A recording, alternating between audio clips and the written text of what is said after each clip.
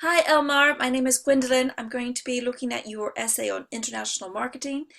First of all, thank you so much for getting the single essay check. Really great to see that you are interested in improving your English writing and that you're also open to getting some feedback on the areas that you could focus on improving. I had a read through your essay. Overall, I thought you did a really good you show a really good command of the English language in terms of your range of vocabulary and your sentence structure, so that was really great to see. I thought here on your essay, having looked at it in the four marking criteria of the IELTS exam, I probably would have had to mark you a bit down for the task response. That's because this essay is looking at international marketing, which if you Google that, that means the promotion of products and services, usually through advertising or other means. What you've talked about here is more talking about international trade, which is fine. I mean, this is a band 9 essay. We give you a really hard one to look at so we can really determine your level. So definitely, in terms of if it was an exam result essay, there would have been some marking down on that.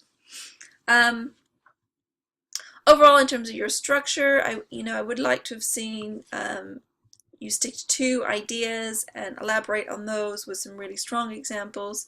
I think you've given 3 or 4 ideas, which is probably a bit too much for this essay, which is also something else you should bear in mind. I think you went to 302 words. These essays should be closer to 250, and most examiners will stop marking at 275. So definitely need to get to at least 250, but anything over that, massively over that, the examiner won't read. So we need to work on your word count a little bit to try to get that down. And we could do that with something we could help you with in the sentence guide course by showing you how to structure your essay with 2 ideas and 2 examples, and flesh that out more than you've done here. On the second element, on the coherence and cohesion, I thought you did, I could understand your thought process, so that was fine, that's good. Let's go ahead and read through it line by line now, Elmar, and I'll give you some specific feedback on the grammar and the sentence structure and where I think we can improve and where we can help you with. This would be the 21st, 21 ST, 21st century. The C would be lowercase, and generally we don't start any sentences in the English language with numbers. We'd always have to spell that out. So in fact, what you really need here is your article the in front of it. So you could fix all of this by putting your the in front of it, but do note in future that no sentences should start with a number. You have to write out the number as a word in English language for the start of a sentence. So here you could just add the 21st century is known, you forgot your N, K-N-O-W-N, known as the, change your article, globalization era. In the last decade, various countries have decided to open their borders or to participate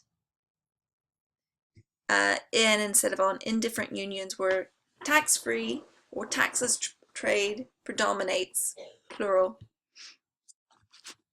Good. The question is whether this narrow collaboration of countries, called globalization, leads, plural, to benefits or downsides for them. The following essay aims to introduce some views about this topic based on positive and negative aspects. Good. Overall, a very good introduction based on your interpretation of the task response, so well done with that. First of all, international, good phrase, great way to start, good job with that, Elmar.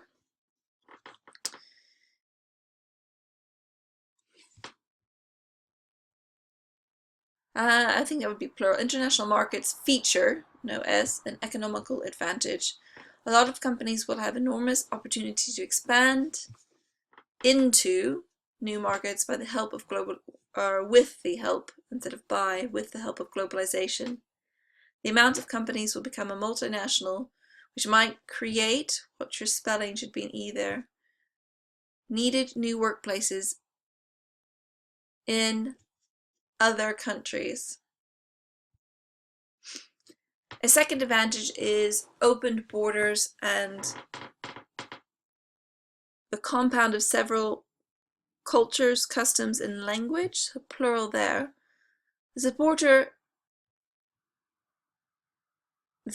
of this opinion may consider that many people will be allowed to travel through regions without wasting ing time, so no of, wasting time on customs or passport control. For instance, nowadays in the European Union, it is possible for individuals to move or to travel from one country to another. Moreover, this leads also to flexibility of work seekers. Okay, yeah, fine, paragraph, but not really relevant at all to the task response. What we would have liked to have seen there is, I like the idea as the open of borders and compounding cultures, customs, and languages. You could have talked about how, because advertising is in the English language, when companies such as McDonald's advertise in such countries as India, individuals of that country learn English language words and cultures from an American society. Something like that would have been more relevant to the task response. On the other hand, good phrase of words there, great transitional phrase to put in. Well done with that, Elmar. International markets and globalization may affect own production. I'm not sure about that. May affect production of developing countries due to cheaper imports, plural, from rich countries, comma, emerging countries could lose ability to be competitive with them, and as a result their own manufacture will reduce with time. No article there.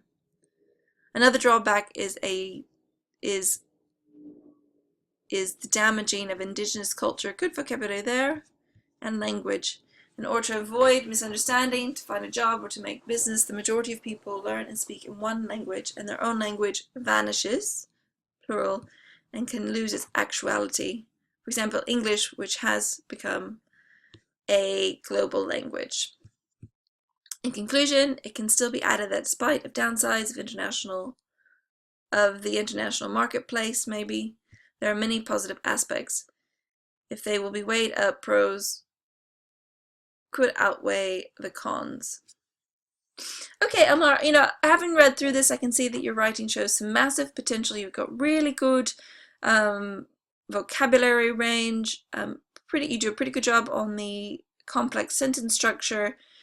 I think, where we could help you with through regular feedback and of you practicing more essays and us giving you comments on them like I've just done, is we could help you with some of your, I think maybe your ideas. So, one thing that we do in the Sentence Guide course is help you generate an essay with 2 paragraphs, with 2 ideas, very strong examples to go with them. I think you've given a lot here, but we could make these ideas and examples much stronger, and we give you a technique for that in the course.